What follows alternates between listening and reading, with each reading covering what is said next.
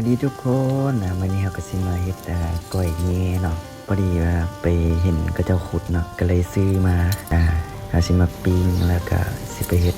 ก้อยเนาะตอนนี้เราก็มาสับให้ละเอียดที่สุดเนาะ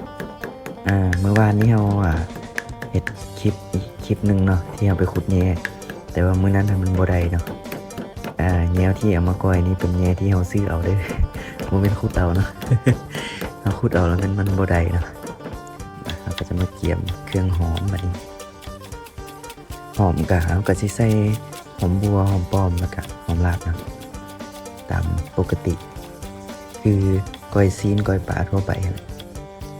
ก็เฮ็ดประมาณสูตรเดียวกันนั่นแหละเนาะแต่ว่าวันนี้จะพิเศษหน่อยนึงเนาะเป็นก้อยแย่เขาจะใส่หมักม่วงก็เฮ็ดแบบก้อยกระป๋อมเลยเนาะเราจะเอาหมักม่วงมาสับใส่เนาะมาสับแล้วก็เอากลับมาซอยซอยให้มันบางๆเนาะหลังจากนั้นก็จะมาซอย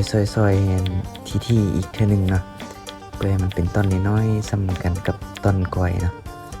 ตอนนี้ก็เริ่มมาปรุงเลยเนาะ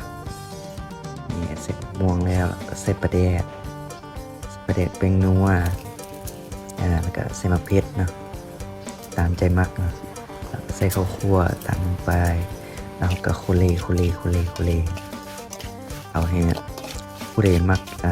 แห้งๆก็เอาแบบนี้เนาะหรือว่าผู้ใดมักเปียกก็เอาน้ำใส่เนาะแล้วค่อยเอาแห้งๆเลยนะหลังจากนั้นก็จะเอาผักหอมมาใส่ก็ซ้ำนี่แหละเนาะแล้วก็คือก้อยซีนก้อยอย่างทั่วไปเนาะแต่ว่าอันนี้เป็นก้อยแง่เนาะบางคนอาจจะเคยกินบางคนก็จะบ่เคยก้อยก็เคยกินเทื่อที่สองเพราะว่าอยู่บ้านมันค่อย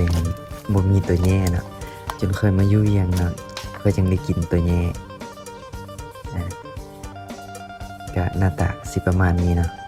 เป็นยังไงทุกคนเป็นตาแซ่บอยู่บ่เดี๋ยวมื้อหน้าลองเฮ็ดกินเด้อตอนนี้ก็มันตักใส่จานเนาะพร้อมเสิร์ฟได้เลยนี่เห็นบ่จะแซ่บบ่